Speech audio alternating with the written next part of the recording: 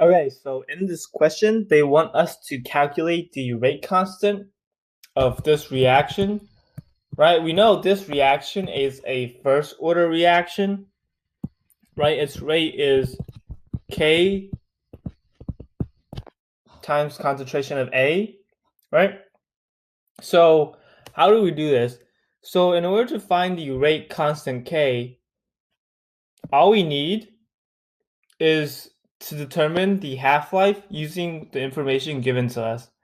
Right, so the half-life equation for a first order reaction is T half-life is equal to ln2 over K, and K is what we're trying to solve for. So let's isolate K.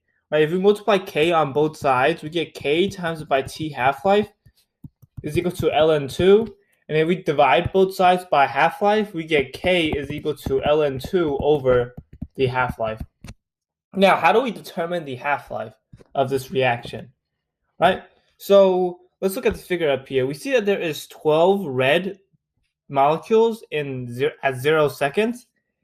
And at 20 seconds, we see that there is only 6 left. This means that half of the molecule are converted to the green spheres or the products, right? So what is the half-life of this red molecule? Well, it's 20 seconds. The half-life is 20 seconds because the half-life means that the concentration is decreased to half of its original, right?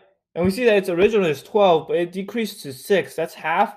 And then we can be sure of this by looking at this figure and this figure.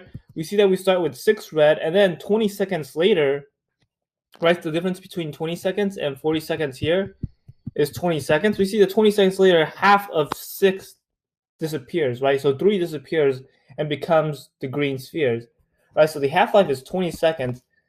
Now all we need is to use this equation. ln2 is equal to 0.693 divided by the half-life, which is 20, and we get the answer to be 0.0347. Goes 0.0347 per second as our answer.